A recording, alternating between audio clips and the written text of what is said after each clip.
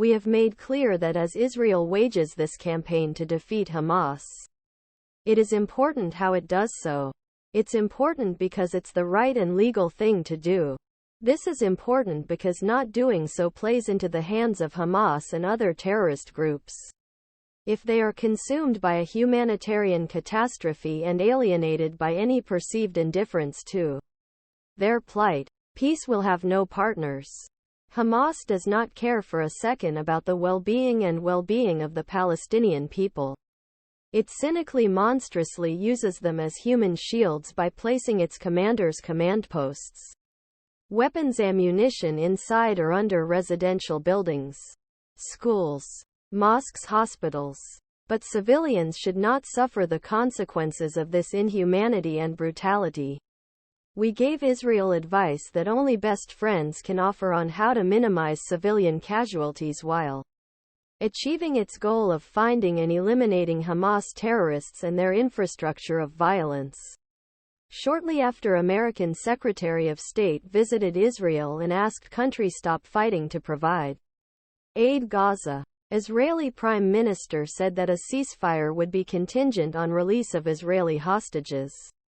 Reaction to Washington. Secretary State Antony J. Blinken met with Israeli Prime Minister Benjamin Netanyahu on Friday, called for a series of humanitarian pauses to allow and also facilitate greater deliveries urgently needed food, water, medicine, other supplies to Gaza.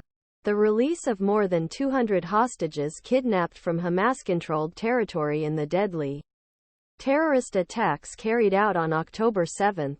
I made it clear we are continuing with the use of force and that Israel rejects a temporary ceasefire does not include the release of our hostages, Mr. Netanyahu said. He also objected Israel's refusal to allow fuel-needed power hospitals and desalination plants that provide drinking water into Gaza, although it allowed limited shipments of other vital supplies.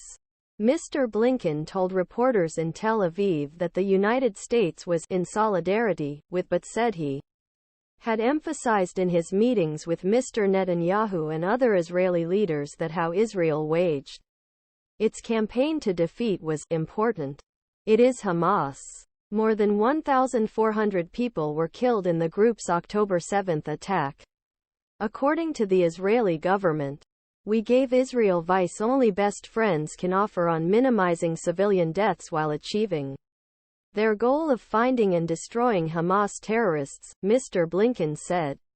He said they discussed concrete steps to protect civilians, as well as concrete steps that would allow more aid to enter Gaza, but did not go into detail on either issue. While President Biden continues to express open support for Israel, saying country has right to defend itself, concerns are growing within Trump administration that Palestinian death toll has exceeded 9,200, according Hamas-controlled Gaza Medical Agency, as well as the deteriorating humanitarian conditions and physical devastation caused by Israel's